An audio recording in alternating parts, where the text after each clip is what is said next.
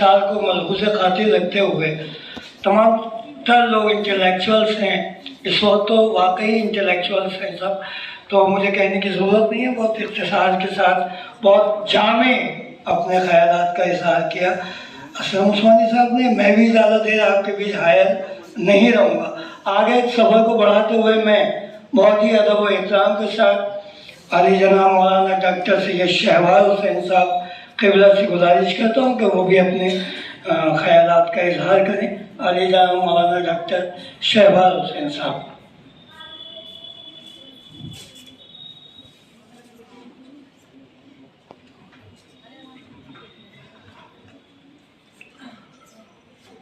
अस्सलामु अलैकुम वरहमतुल्लाहि वबरकातुहू। औज़ु बिल्लाहि मिनश शैतानिर रजीम। बिस्मिल्लाहिर रहमानिर रहीम। नहमदुहु व नसल्ली अला रसूलिहिल करीम व आलिहि तय्यबीन अत्ताहिरीन अल मासूमीन। अम्मा बाद फ़क़द क़ाल रसूलुल्लाह सल्लल्लाहु अलैहि व आलिहि वसल्लम हक़्क़ुल वलदि अलल वालिद अन युहस्सिना इस्महु व यहस्सिना अदबहु व युअल्लिमहुल किताब। यकीनन लायक सताइश हैं अमरोहा फाउंडेशन के अफराद, बिलखुसूस जनाब फरमान हैदर साहब, कि उन्होंने वक्त के तकाजे को मलूज़ रखते हुए इस मौजू का इंतखाब किया। कितना बेहतरीन उन्वान, मारिफत कुरान। मारिफत कुरान ऐसा जामे मौजू है कि जब तक हम कुरान की मारिफत हासिल नहीं कर सकते उस वक्त तक हम ना अपनी मारिफत हासिल कर सकते हैं, ना अपने दीन की मारिफत हासिल कर सकते हैं। इसलिए कि कुरान सिर्फ एक दीनी किताब नहीं है। हम ये समझते हैं कि कुरान एक मुकद्दस किताब है, बस मजहबी किताब है। नहीं प्यारे बच्चों, आपको मालूम होना चाहिए कि कुरान मुकद्दस किताब ज़रूर है, मजहबी किताब ज़रूर है, लेकिन उसके साथ साथ ये किताब ज़िंदगी भी है। किताब ज़िंदगी का मतलब क्या है कि आपकी ज़िंदगी का हर मसले का हल इस कुरान मजीद में मौजूद है। ये सिर्फ दीनी किताब नहीं है, बल्कि आपके इक़्तिसाद के मसाइल इसमें मौजूद हैं। आपको कैसे ज़िंदगी गुजारनी है इसका तरीका कुरान में मौजूद है। आपको क्या खाना है इसका तज़किरा कुरान में मौजूद है। आपको कैसे ज़िंदगी गुजारना है इसका जिक्र कुरान में मौजूद है। आपको वालिदैन के साथ कैसा सलूक करना है इसका तज़किरा कुरान में मौजूद है।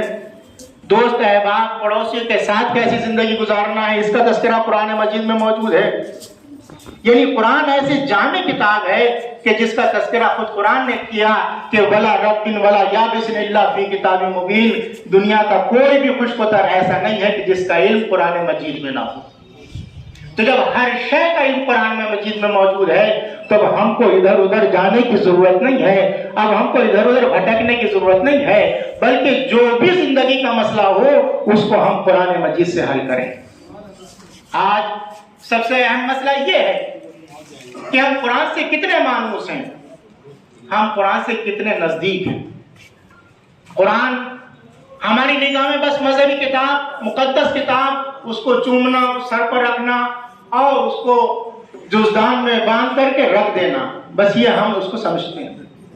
लेकिन याद रखिए कि कुरान जुज़दान में लपेट कर रखने की किताब नहीं है, बल्कि कुरान आपके टेबल पर रखने की किताब है।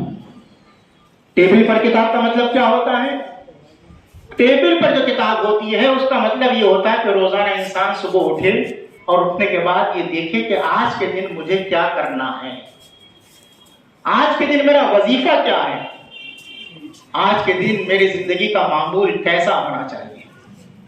इसलिए कि आपकी जिंदगी का हर मसला उसमें मौजूद है कि कैसे कस्बे माश करना है, कैसे रोजी कमाना है, कैसे मसाइल हल करना है, तमाम चीजें कुरान में मजीद में मौजूद हैं। तो कुरान इसाले सवाब की किताब नहीं है, बल्कि इंसान को अपनी जिंदगी सुधारने वाली किताब है। जब हम कुरान को अपनी जिंदगी में शामिल कर लेंगे तो फिर हमारे करीब कोई परेशानी नहीं आ सकती। ہمارے قریب کوئی مصیبت نہیں آ سکتی، پھر ہماری زندگی کا کوئی مسئلہ ایسا نہیں ہے کہ جو حل نہ ہو سکے۔ بس معرفت قرآن، اسی لیے یہ پروگرام رکھا گیا، بہت بہترین موضوع اور یہ بہت دلچسپ عنوان کا انتخاب کیا گیا تاکہ ہمارے بچے، ہماری نئی نسل جو ہے قرآن سے قریب ہو۔ اگر ہمارے بچے، ہمارے نوجوان قرآن سے قریب ہو گئے تو گویا قوم کا مستقبل قرآن سے نزدیک ہو گیا، پوری نسل قرآن سے قریب ہو گئی۔ اور جو قوم قرآن سے نزدیک ہو گئی تو اس کا مطلب یہ ہے کہ اس کی دنیا بھی سنور گئی اور اس کی آخرت بھی سنور جاتی ہے۔ یہ قرآن صرف ہمارے ہی لیے نہیں ہے، بلکہ قرآن پوری انسانیت کے لیے پیغام ہدایت لے کر آیا ہے۔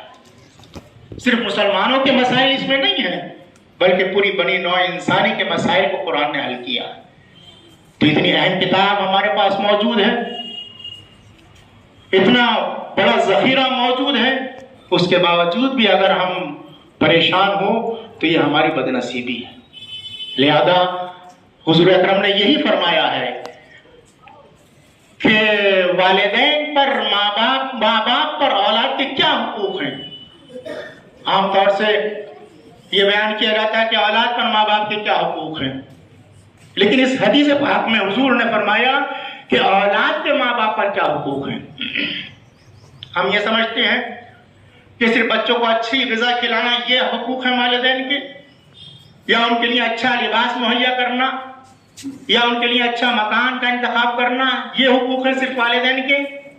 نہیں، اللہ کے رسول حضرت محمد مصطفیٰ صلی اللہ علیہ وآلہ وسلم نے اس بات کو اور آگے بڑھایا، اور آگے بڑھانے کے بعد فرمایا کہ حق یہ ہے والدین پر اولاد کا کہ یحسن اسمہ، کہ اس کا اچھا سا نام رکھا جائے، بچے کا نام اچھا رکھا جائے۔ اب سب سے غور طلب بات یہ کہ ہمارے معاشرے میں، ہماری سوسائٹی میں کون سا نام اچھا ہوتا ہے؟ کون سا نام اچھا ہوتا ہے؟ ہمارے معاشرے میں جب نام رکھا جاتا ہے تو انٹرنیٹ کو دیکھا جاتا ہے کہ جو نیٹ پہ اچھا نام لگتا ہے وہ ہم نام رکھتے ہیں۔ کسی نے ٹنکو رکھا، کسی نے پنکو رکھا، کسی نے رنکو رکھا، نامعلوم محمل نام رکھتے ہیں اور کہتے صاحب ہمارے بچے کا نام تو ایسا ہے کہ جیسا نام کسی اور بچے کا ہے ہی نہیں۔ تو کیا یہ اچھا نام ہے؟ نہیں، بلکہ قرآن خود کہہ رہا ہے کہ اللہ کے نام بہترین نام ہے، اچھے نام۔ اگر نام رکھنا ہے تو اللہ کے نام پر نام رکھو، اللہ کے نبیوں کے نام پر نام رکھو، اللہ کے اولیاء پر نام رکھو، اماموں پر نام رکھو، تاکہ اس کی زندگی میں برکت ہو جائے۔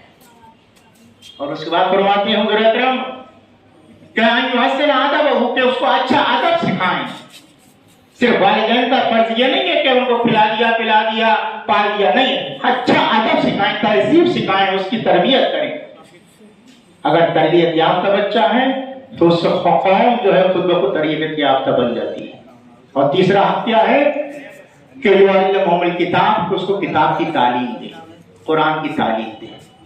لہذا قرآن کی تعلیم دینا والدین کا فریضہ ہے۔ جس طریقے سے آپ بچے کو اچھی غذا کھلاتے ہیں، اچھا لباس پہناتے ہیں، اسی طریقے سے آپ کا فریضہ یہ ہے کہ بچے کے لیے قرآن مجید کی اچھی تعلیم کا انتظام کریں۔ اگر ہم نے اپنے بچے کی تعلیم کا انتظام کیا تو یقیناً ہم دنیا میں بھی کامیاب ہیں اور آخرت میں بھی کامیاب ہیں۔ وآخر دعوانا الحمدللہ رب العالمین۔